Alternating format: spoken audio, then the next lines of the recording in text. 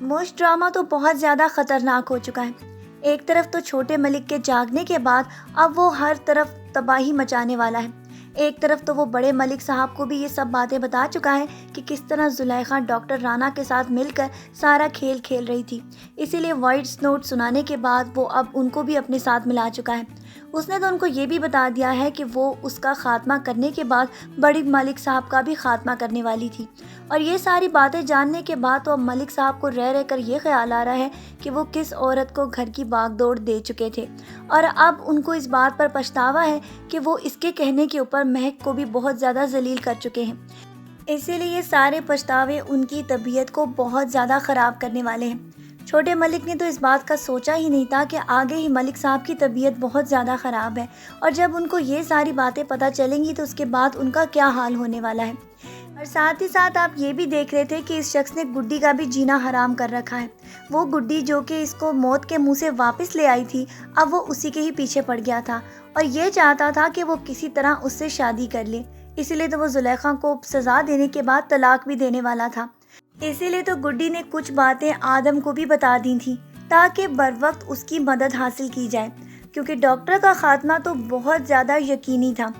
جبکہ دوسری طرف آپ یہ بھی دیکھ رہے ہیں کہ شایان کے ماموں کو بھی اپنی بیٹی کی شادی کروانے کے بعد بہت زیادہ پچھتاوا ہو رہا ہے۔ اتنی معصوم بچی کی شادی ایک اتنے بڑے لڑکے کے ساتھ کروا دی گئی، اور اس کے بعد تو پورے معاشرے میں ان کی بہت زیادہ جگ ہنسائی ہو رہی ہے، اور وہ بچی کی معصومیت بھی بہت زیادہ اس بات پہ متاثر ہو رہی ہے کہ سب لوگ اس کے ساتھ ایسا کیوں کر رہے ہیں، وہ تو ابھی تک اتنی ہی ہے، تو کیوں یہ کہا جا رہا ہے کہ اب وہ بڑی ہو چکی ہے۔ یہ باتیں تو اس کے والد کے لیے بھی ناقابل برداشت ہوتی چلی جا رہی ہیں، کیونکہ اپنی بیٹی کو اچھا مستقبل دینے کے لیے تو انہوں نے شایان کے ساتھ اس کی شادی کی، لیکن ان کو اس بات کا اندازہ نہیں تھا کہ ان کی بیٹی کی معصومیت اور بہت سارے سوالات ان کی زندگی میں عذاب بن کر نازل ہونے والے ہیں۔ اسی لیے تو اپنی بیٹی کے معصوم سوالوں پر ان کو بہت زیادہ دکھ پہنچ رہا ہے کہ وہ تو اپنی بیٹی کا مستقبل بنانا چاہتے تھے، اور اب تو اس بیچاری کو بہت بڑا صدمہ دے چکے ہیں۔ آگے جا کر وہ یہ کوشش کریں گے کہ کسی طرح اپنی بیٹی کو وہ مقام دلا سکیں جس کی وہ حقدار ہے، کیونکہ چند سالوں میں تو اس نے بڑے ہو جانا ہے، جبکہ شایان جس طرح کا رویہ ان کے سامنے دکھا رہا ہے اس کے بعد تو یہ ساری چیزیں ناممکن ہوتی نظر آ رہی ہیں۔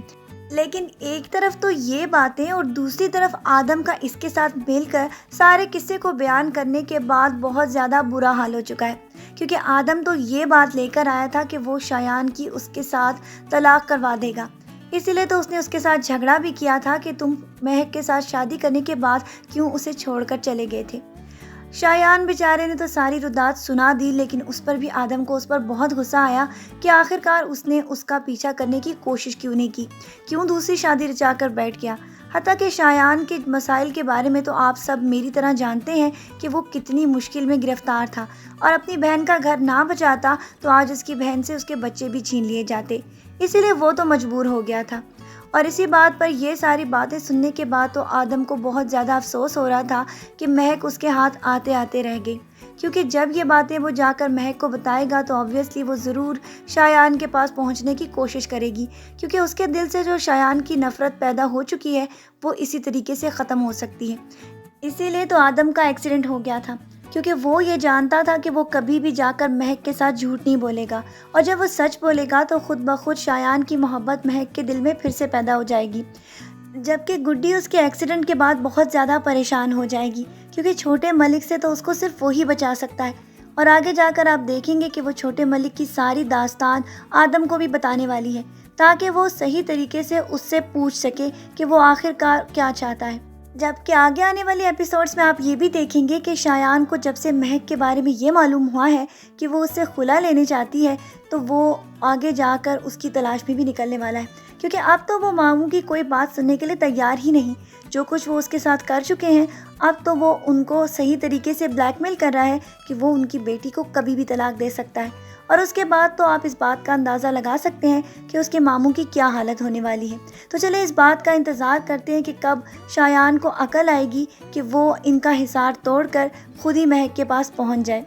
آج کی پرومو ریویو ویڈیو کے لیے بس اتنا ہی، پھر نیکسٹ ویڈیو میں ملتے ہیں۔ اپنا ڈھیر سارا خیال رکھیے گا بہت ساری دعاؤں کے ساتھ۔ اللہ حافظ۔